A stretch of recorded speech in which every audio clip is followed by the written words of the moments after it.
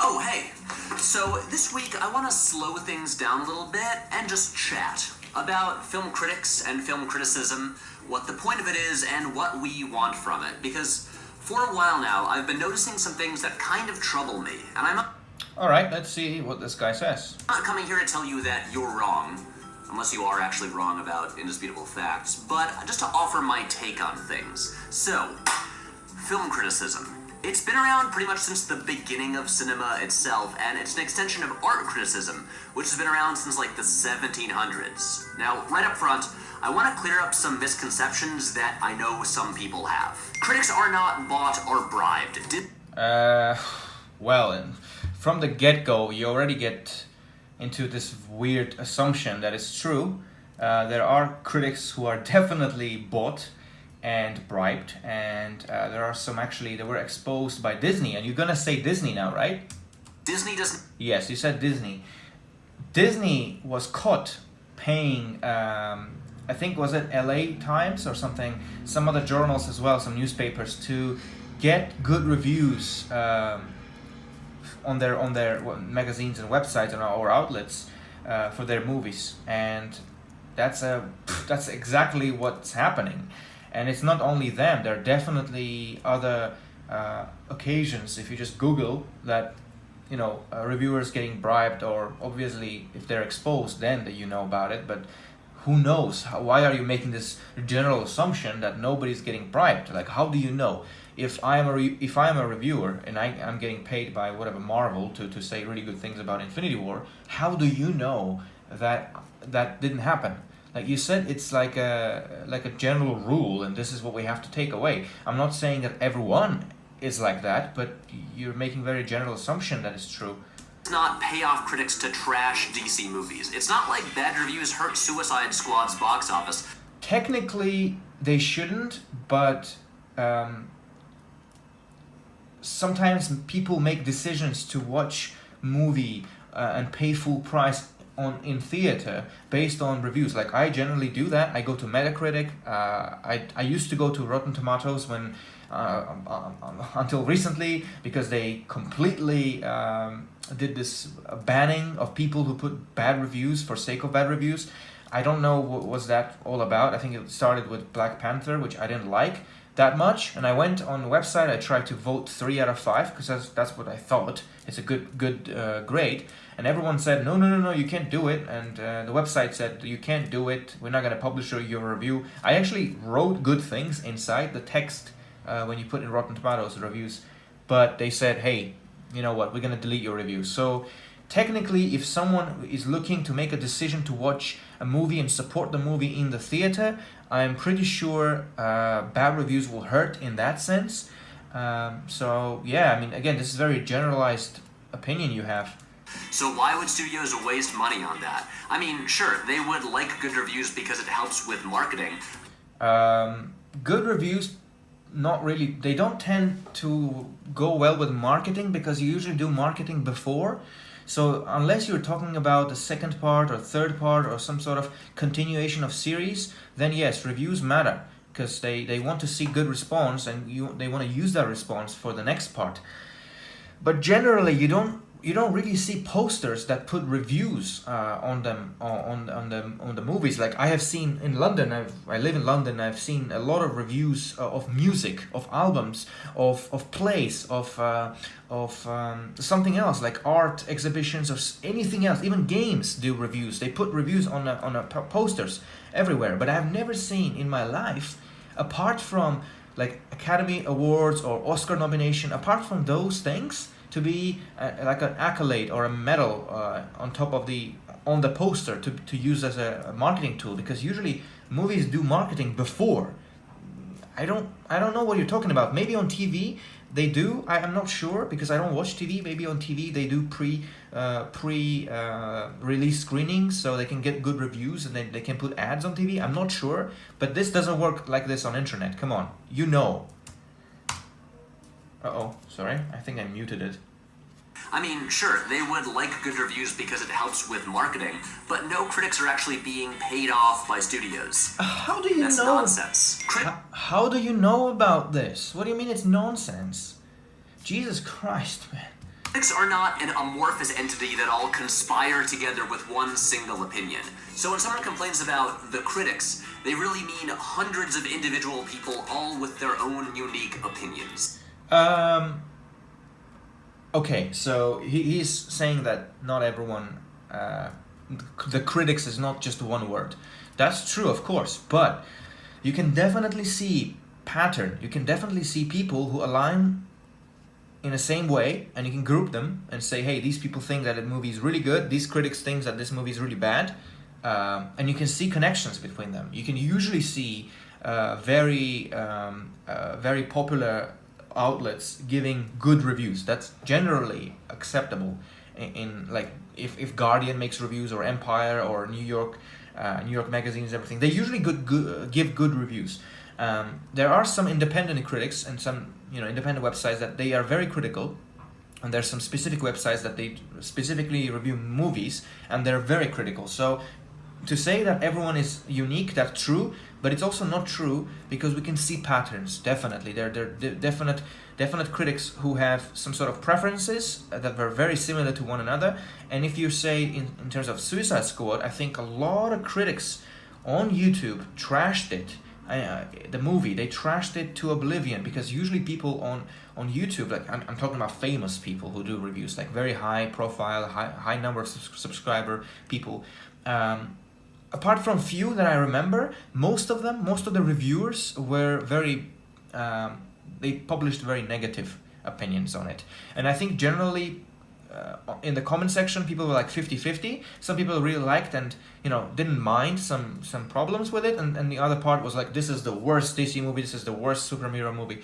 And that's how it works. Usually there are two camps in terms of controversial or slightly different movies like that. For example, like even say Thor Ragnarok. I have never seen a bad review from Thor Ragnarok. It's just, I've watched many reviews on YouTube. I watch too many videos on YouTube, so I know about this. And movies are one of my passions, so I'm pretty sure I have not seen a overly negative review on Thor Ragnarok, but I have seen many negative reviews on Suicide Squad. And critics do not hate everything. They have to watch every movie that comes out, so you genuinely... They don't have to watch every movie that comes out. You have to love movies if you want to do that job. Critics are not... Film criticism... It's not really like people who make reviews on YouTube. Yes, for them YouTube is the job, not being a film critic as a job. Officially, because I know a few friends who work in the media, they said that officially you can get a title of a movie critic if you work in a company that is, you can say that YouTube, you can make they incorporate a company for yourself, self-made company, and you be the boss of your company, and you can be, you can title yourself a film critic, but technically you need to have some sort of background and some sort of credibility and have some experience in that, because everyone can be a critic. Technically, anyone can be a critic. I can be a critic. You can be a critic. Whoever watching this video can be a critic. So it's a very general thing to say. Lindsay Duncan from Birdman, cruelly determined to take down something they haven't even seen. Okay, so we're clear on that. Critics are not evil, or corrupt, or a huge single-minded being? Alright, okay. Great. Let's move on. Quick disclaimer, in this video, I'm referring to critics specifically as the people who regularly review new movies. So, while I make some videos that are technically film criticism, I don't count as a film critic. I've never done a review before. I did a survey on Twitter the other day where I asked people who their favorite critics are, and I was kind of shocked at the answers. Probably more than half the critics mentioned are YouTube film critics. Because you did a survey on Twitter. It is an internet, it is a social media platform. Usually, Twitter is very interlinked with YouTube. And, hence, young people usually use Twitter, most of them. Most users are young people. They tend to go for the reviews to YouTube. That's what I think. And that's my opinion. I think it's correct in this sense. So, saying that you were shocked, did you say shocked or surprised? I don't know. Yeah, you didn't expect people to say from YouTube, and so few people from YouTube. That is nonsense. You should definitely expect that. You should definitely expect people going with YouTube videos, because it's easier. You just watch, you just listen if you want, and you just listen to someone who wants to express their opinion, and they proved a track record on their profile that have done well, a response as well. They watch the video, and they have good portfolio of videos and everything. So I don't see this as a problem. And a lot of people said that they don't follow any critics who write traditional, written reviews. Okay, you I'm sorry, but this is stupid. Okay, you just said a few minutes ago that you asked people on Twitter. On Twitter the other day. It says, film critics as people who regularly review movies, not like video essayist. Exactly. So you already said that you're looking for someone who doesn't do video essays, and now you're saying, oh, they don't follow the traditional guidelines or something. What makes no sense. Come on, be consistent. Probably more than half the critics mentioned are YouTube film critics, and a lot of people said that they don't follow any critics who write traditional, written reviews. Because on YouTube you can do whatever you want. You can make a video where you just show the poster of the game of the movie and talk about it in a video format. Just talk about it like a podcast. That could be a review. You can say, I like this movie. Okay, 1 second video, and you publish it. You can write movie review. There is no guidelines of how to do a traditional review on YouTube. YouTube is free in that sense. As long as your video doesn't contradict with the community guidelines, you can call it whatever you want. And this really concerned me. Oh, sure it did. But Uh-oh, what is this? Sorry? Something happened. Or considered. This, though I think it's overlooked to traditional, written reviews. And this really concerned me. But let's step back for a minute and talk about what the purpose of film criticism is anyway. The first part of that answer is easy. It's to guide us in our decisions about what movies to see.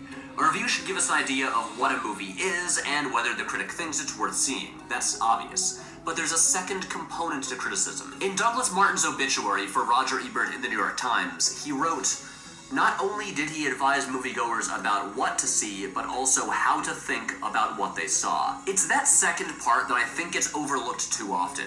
A critic should have a deep knowledge and understanding of cinema, its history, and how it works. Okay, so far I agree with him. That's a good thing to say. I can agree with that. And they should bring that perspective to the review, not just telling us if the movie is good or bad, but deepening our understanding of it, and giving us things to think about that we otherwise might not have noticed or considered. Okay, so what's the problem? I watch many reviews on YouTube. Many. Technically, I know every reaction channel that does reactions to trailers, they do also reviews. So if I consider those reaction channels as movie reviewers, then I probably watch every single big movie reviewer. This, for me, is the problem with most YouTube film critics. They're predominantly straight white males. Oh, here we go again. Straight white males, boo-hoo. Predominantly straight white males. Because, I don't know, maybe because there are more straight white males making videos? Just happen to be, It's just the demographic we have. Why is this some sort of... he said it like it's an offense. Like, oh, they're straight white males. How can that happen in 2018? Unacceptable.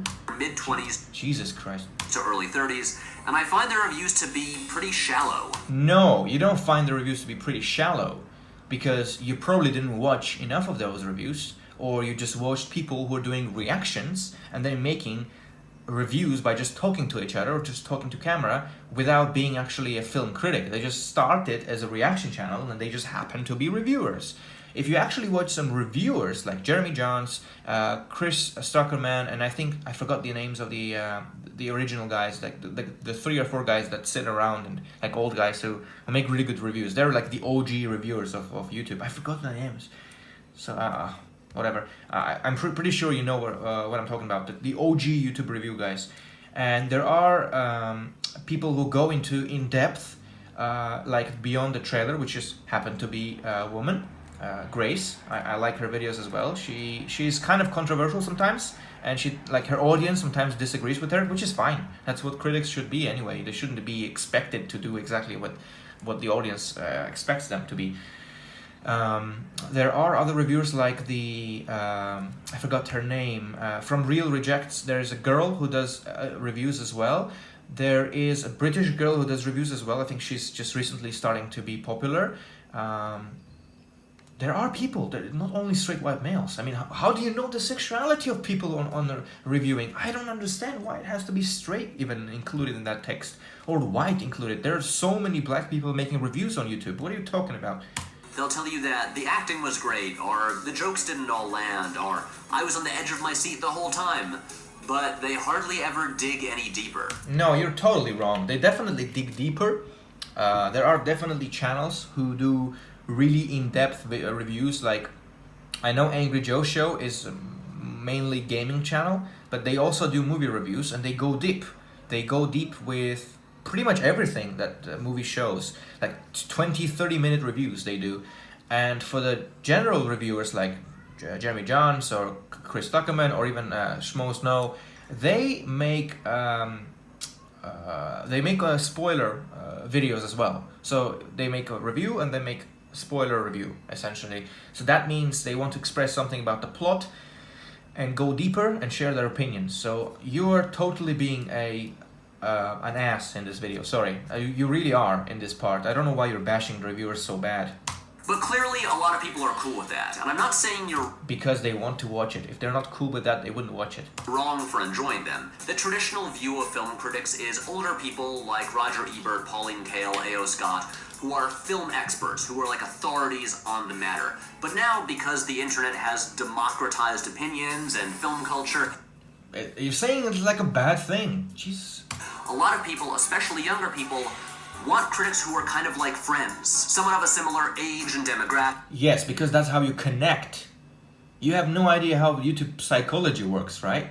With similar interests and tastes, who will tell them, yeah, it's awesome, or no, it sucks. Now, I don't think a critic needs to work for a major publication for their opinion to matter, but the qualifications for most YouTube critics seems to just be... Even PewDiePie is a film critic at this point. Having seen The Dark Knight at least 5 times in theaters.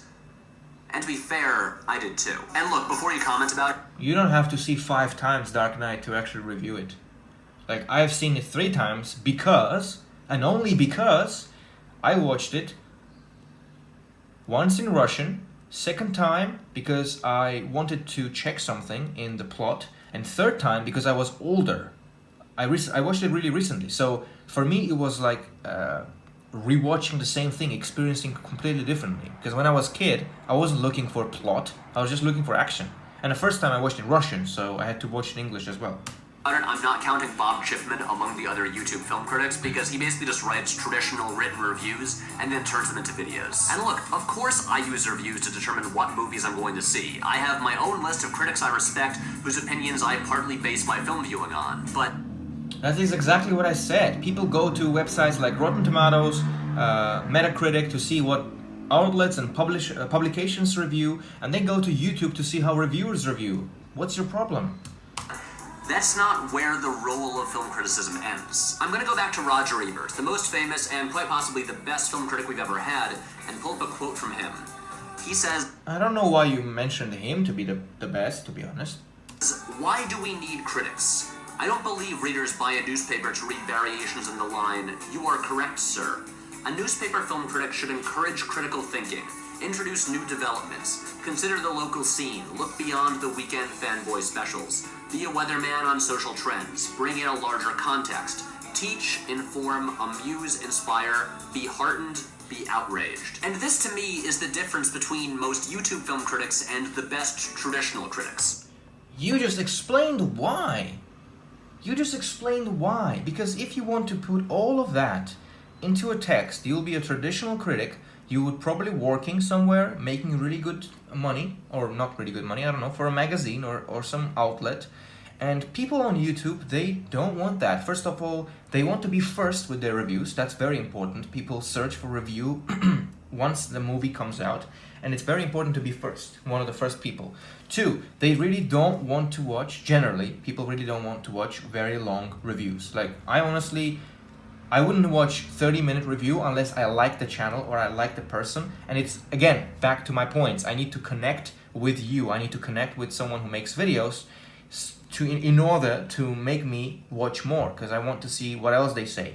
So if there's just some random guy, even if they're a really good critic, they just make a text review. Even if my favorite critic makes text review, I probably wouldn't even read it. People, this generation prefers to watch videos. They have very short attention span. They don't know much. They don't know much of vocabulary. They don't want to go into very critical details and everything. They want flashy. I mean, you can definitely see from YouTube reviewers that they get a lot of views because people prefer easy to digest content. I understand there is a need for what you're saying, for very important reviews, very thorough reviews, like a piece of art, a piece of production material that this could be put into history, or this was how it was reviewed before. I'm fine with that. If you want to have that, have it. But generally, this is how it works. In market, people prefer to watch or read or something that they like. And if I like watching reviews in a video format, that's what I'm gonna do. The ones on YouTube tend to offer the viewer's own perspective back to them, but the really good ones offer more. I want to read critics who really know their shit, whose opinions, whether I agree with them or not, are educated and come from a real understanding of how film works. Don't tell me this film is gorgeously shot. Tell me why it's shot that way and what purpose it serves. So here's a quote from film critic Matt Zoller Seitz. But the thing is, a lot of people like to not abuse, but like use the platform such as YouTube to share their own opinions. They don't have to be masters at reviewing things. They don't have to be masters at cinematography to review things. Even if you ask great directors, even if you ask, say, Quentin Tarantino, for example, one of my favorite ones, to review a movie, he would probably review in his perspective. But if I say, well, this is my favorite YouTuber, he will review this movie for me, maybe I would prefer that YouTuber to review than Quentin Tarantino, which is one of my favorite directors, apparently. Because there are differences in being educated in particular area and then providing like a professional review, because none of these YouTube reviews are professional reviews. You have to understand this. This is a very entertainment-like content. This is not a professional art, not a professional piece of work. This is actually art, yes. Talking about film criticism. He says, movies and television are visual art forms and oral art forms. They are not just about plot, characterization, and theme. Analytical writing about movies and TV should incorporate some discussion of the means by which the plot is advanced, the characters developed, the themes explored. It should devote some space, some small bit of the word count, to the compositions, the cutting, the music, the decor, the lighting, the overall rhythm and mood of the piece. Otherwise, it's all just book reports or political op-eds that happen to be about film and TV. It's literary criticism about visual media. It's only achieving half of its potential, if that. And it's doing nothing to help the viewer understand how a work evokes particular feelings in them as they watch it. It is not necessary for a critic of film or television to have created a work of film or television, but it's never a bad idea to know a little bitty, eensy-teensy bit about how film and television are made. I mean nuts and bolts, where the camera goes and why it goes there, why a scene included a lot of different... Okay, I understand. It's a very long... He described a paragraph from his reviews and a book. I think, is that a book or something? I think it was a quote from the critic that he was mentioning before. But of course, you're using his words. He probably is, or her words, I'm not sure. Very clever person, whoever wrote that. So, yeah, okay. Let's see what points you make. From your own. If you're a 20-something white dude and you only watch reviews... It doesn't matter what is my color. My God, why it has to be a race or color thing? By 20-something white dude critics, you're not gonna learn much. Read the cringe. It starts. Reviews by women, people of color. Read reviews by critics who know way more than you do about movies. Okay, that's what you just... Whatever you just said makes no sense. Just because there are people of color and women it doesn't make them to know way more than someone else that I prefer to watch. That is very, very stupid thing to say. If like I said, I watch reviews from people, black people, a lot of black people make reactions, they make reviews. Women, like Grace, and the two British girls that make reviews as well. Because they use a different aliases on usernames on YouTube, that's why I don't know their names. And I watch, of course, yes, happen to be white, or I don't know if they're straight, white straight male reviews, whatever. Why do you care? I care about the opinion. I don't care about skin. I don't care about your skin or your sexuality, or even if you're trans or woman or whatever. I don't care. I want to see I want to hear what you're saying. Don't tell me to go watch a review of a person of a color because they're a person of a color. And read reviews by people you disagree with. So Richard Brody is I think that's exactly what you should have done before making this video. the chief film critic for The New Yorker. He's incredibly smart, he's a great writer, and he knows more about film than I probably ever will. I also barely ever agree with him on anything. A couple years ago, he wrote... So you're saying you agree with him in the beginning. You said he's a great review. You quoted him. I'm assuming that you were quoting him. Or maybe not, I'm not sure. But it was very confusing the way you worded it. An article about how just about all the Star Wars movies are bad, except for the prequels, which he considers to be triumphs of cinema. To pretty much everyone watching this video, this is insane. No, actually I do like prequels. What? I mean, it's not a controversial thing to say. Yes, I'm pretty sure there are a lot of people who dislike it. I like it. I liked it when I was tiny. Maybe if I watch now, I might not like as much, but when I was watching as a kid, I liked them.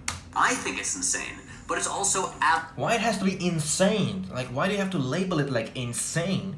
It looks like, imagine if you make an awesome movie idea and use technology that is available today, and then you continue the saga, you continue the movies, and then in 10 years, someone says, oh, do you remember this is one of the most successful franchises ever? You know, the first 3 movies were trash? They're insane. Like, why would someone like them? Jesus Christ. Absolutely worth reading, because it comes from someone who really knows what they're talking about, and it challenges the opinions that we've held for pretty much our whole lives. Okay, let's talk about Rotten Tomatoes. We have to. Now, I want to clear up one thing that might seem obvious to most people, but I promise you, there are people who aren't aware of this. Rotten Tomatoes is not a group of people who give movies grades. It does not review movies. It has no opinions of its own. Rotten Tomatoes is an algorithm. It is a review aggregator. It adds up every review published for a given movie and then tells you what percentage of those reviews are positive. And the score does not necessarily reflect quality. It's really a reflection of how broad a movie's appeal is. So Thor Ragnarok has a 92%. Oh, surprise, surprise. So does The Shape of Water. Does that mean that critics thought those movies were equally good? No, that's why you read the average rating, you read the number of reviews, you read the freshness and rottenness of the review of the movie. And as you can see in these 2 cases, it's, I mean, if you cannot see, I'm not sure you can see on the video, but here it says Rotten 27, here Rotten 27, Fresh 302, Fresh 312. Very similar, but on average review 7.5, average review 8.4 for this one, I mean at this moment in this video. So if I have to compare, this one is slightly higher in terms of the average review. This one is just a tomato meter. It says on the top, it's not actually the rating of the movie itself. Probably not. It just means that the same number of critics enjoyed them both. Here's my usual routine for digesting film criticism. Before seeing a movie, I'll skim reactions from critics I trust on Twitter, or glance briefly at the reviews, and if enough of them seem to dig it, I'll see the movie. Then afterwards, I'll go to Rotten Tomatoes and pull up all the reviews from critics I like and read all their takes on it. You just said that you should watch and read reviews from people you disagree, and now you're saying you're going to read the reviews of people you like. Again, you should really have some sort of script before making such videos. I'm pretty sure you do, because you're looking at something right here in the camera. I can see that. But you're very inconsistent in this video. Because I want to see a bunch of different perspectives. For example, with the movie Oh yeah, of course. Yeah, reading and watching the reviews you like is a bunch of perspectives. Yeah, of course. like Black Panther, a review by a 25-year-old white guy on YouTube is How many times this guy has to say white guy and just emphasize it that it's a white review. You hear everyone? It's a white review. probably not going to have much to offer. Oh really? Okay, so now you're saying white people cannot review movies of black people? Is this racism now? But that's also the only critical perspective a lot of people are seeking out. There's infinitely more to... No, actually, no. That's actually totally false. That's totally false because people who were watching for reviews, they're just seeking out people who they like to watch the reviews. So it doesn't matter if it's a white person or black person or any other color person. It's nothing to do with color. to be gained by reviews from people of color who can offer an... Oh look, again, pandering to the people of color. Please watch people of color. They don't have enough views. Please don't watch white people. educated discussion about the cultural and historical aspects of... A white person can have also a culture, and a white person also can have an educated discussion with about culture. I'm pretty sure there are a lot of white people educating themselves in different type of cultures.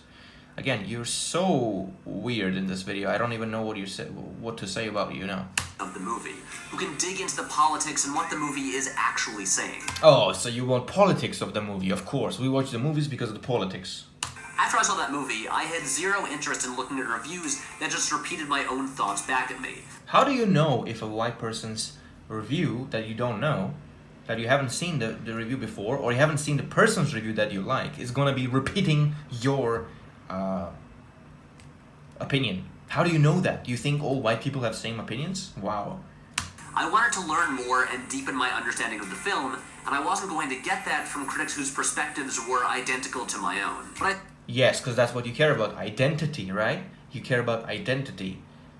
All white people, all males, and all straight white people have same identity. Did you know that? Yeah, of course, totally. Russian guy living in Siberia has the same exact identity as the white guy from Texas. And they have exactly same thoughts there, guys. Of course, they have same opinions, and it doesn't matter whichever you choose. You're gonna get same. It's there, like what, 3 billion, 4 billion white people in the world, all have same opinion, guys. Same people. I think that's reflective of a lot of film culture on YouTube. A lot of people just want to hear someone articulate exactly what they already think. That's confirmation bias, but that's normal.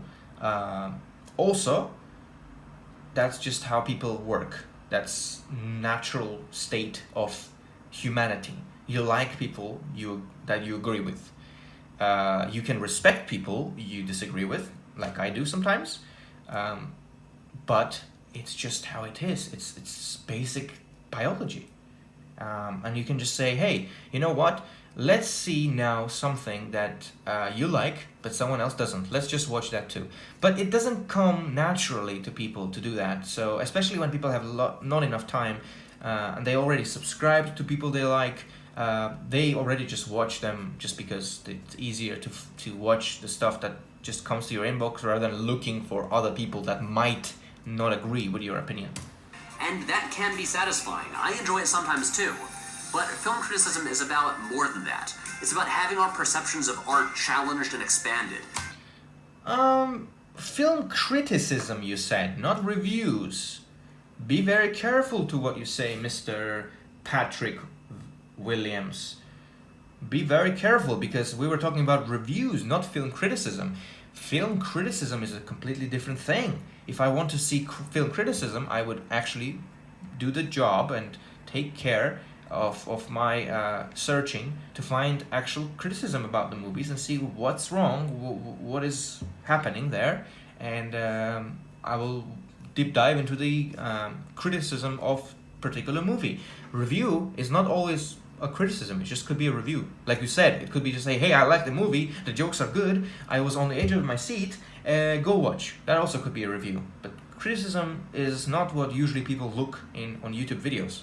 I mean, again, people usually type review on search, not criticism. It's a discussion, not an echo chamber. Yeah, I know. So what? So if you don't already, I highly recommend following critics who write traditional movie reviews. Critics who know more than you about film, who come from different backgrounds and offer different perspectives. And obviously not every critic is good. Plenty are bad, like Rex Reed. That guy sucks. Oh wait, the way he said it, it's so bad, man.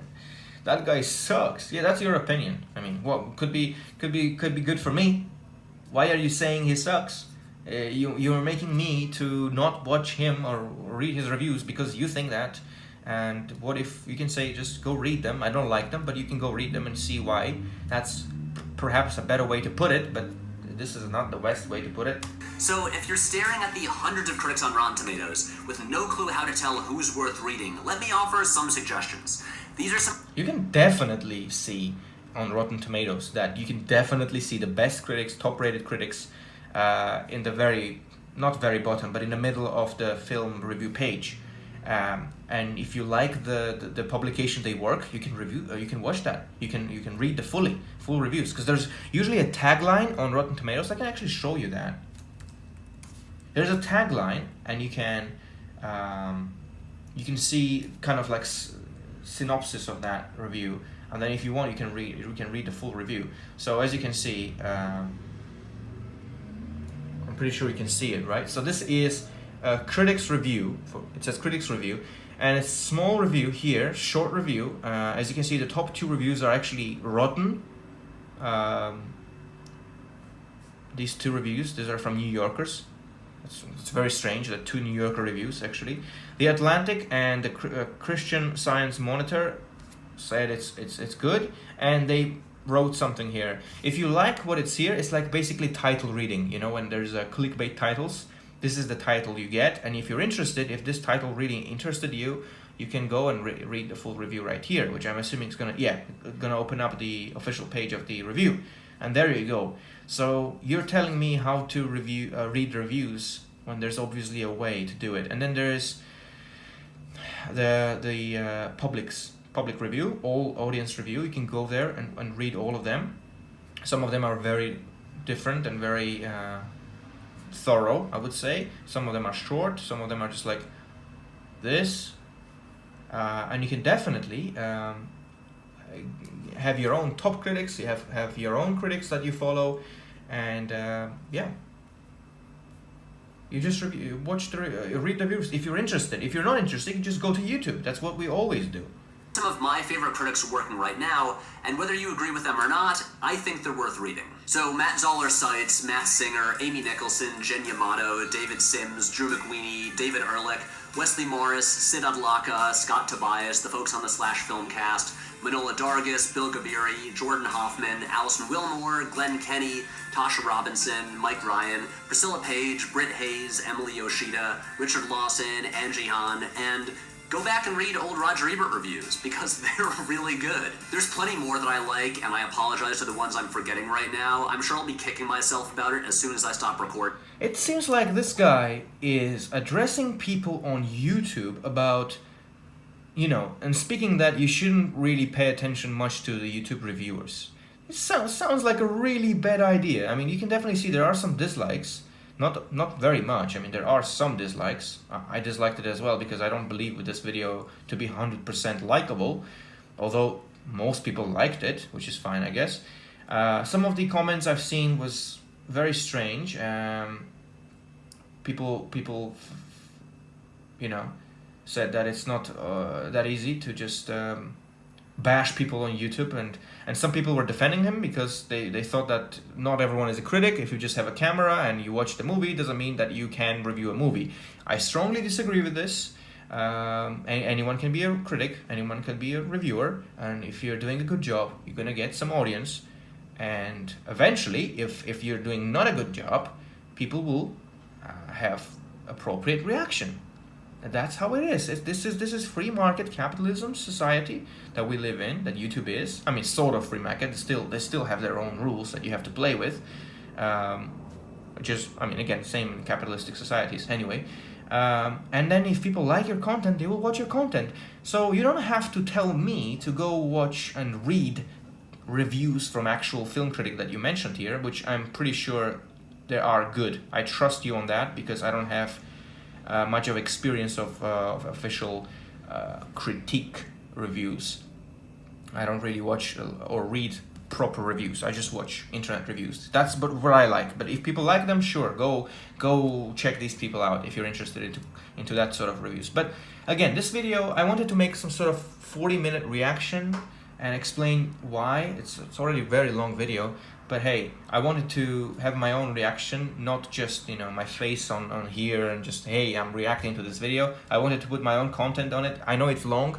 I don't like to shorten things up, and just wanted to say everything that comes with spontaneously come with me when I watch this video. So thank you very much. There's nothing much here. I'm pretty sure it's just there's a promo and nothing else. Thanks for watching. This was this guy, Patrick H. Willems. It's a very weird surname, but hey. And yeah, if you want to go watch this video fully, I guess, or just put your comments there if you want, do that. And I'm going to put this one on my page. And if he wants to watch this video, and if he watched this video, it's a very long video, share your comment in this video as well, and let me know if my reaction was what you're expecting. My last advice for you would be stop saying straight white men and go watch people of color and women's reviews. Don't do that, okay? We don't do that at all. In normal societies, we watch what we want to watch. You don't tell me what to watch and just put on my, you know, color of skin, say, hey, you are white? Oh, so you only watch white people, huh? Racist. No, don't do that. Don't do that. Because you don't know anything about me. You don't know anything about all white men. And don't do that. That's a very identity politics thing. It's very left thing. I don't like it. It's a very, very bad thing. Don't do it. If you want to say, hey, maybe you can watch people from various people from different backgrounds, don't put that buzzwords on video. I know it triggers me, and it's gonna trigger a lot of people. And I might sound a snowflake for you, but I'm not a snowflake. I'm just expressing the opinion that why it's stupid to push that sort of words and say, hey, straight white male reviewers, huh? Yeah, you can just literally put any movie review and see that there are not only men. Sure, the top are men, as I said. Chris Stockman, Angry Joe, Jeremy Jahns. And then we have Jeremy Jahns, spoiler, we have Beyond the Trailer, she's a girl, woman. And we have the Blind Wave. We have the other Thor reviews. I don't know why this one comes up if I put Ragnarok. I guess the tags are somehow there. We have the Red Letter Media. This is the guys that, again, one of the OGs. I accidentally clicked on it. We have some satire reviews. I like them. Kevin Smith does reviews as well. Again, Grace. And there you go. Tyrone, black guy. He also makes reviews. Other people. Boogie. IGN. Some of the IGN cast are women. There you go. Ecomog Media. Black people and a girl, white girl. There you go, Comic Book Girl. That's what I was talking about. She was one of the good reviewers of comic book movies. Emergency Awesome, Channel Awesome, Schmoes Know. Variant comic movie reviews, especially very, very famous. Not every movie is being this much, having this much reviews on YouTube. But hey, one of the girls as well here. I forgot her name, but Get Jabby, but her name is different. She also makes reviews with this guy, so it's not only him, and you know, there you go, black people there. I don't know what your problem is with variety. There you go, black nerd, bunch of people. There you go, good girl makes reviews as well. There are tons of people. They have variety. And because I will explain you why there is a variety. Because if there was no variety, someone would have come and take that space, that niche. You know, black girl making videos, hey, there is girl here, black girl making videos. White girl making videos, Grace is very successful with that. She took that kind of area and then she's always on top of the searches. Black people, always there, Tyrone and the Ecomog and everyone else. So you have that. Duos making reviews, that's real rejects. Gaming people making reviews, Angry Joe Show. There is a place for everyone. So again, don't put that only white people make reviews, or you're watching only white people reviews. That's just wrong. That's it for me. I know it's very long, but hey, this is the way I make videos, and see you next time.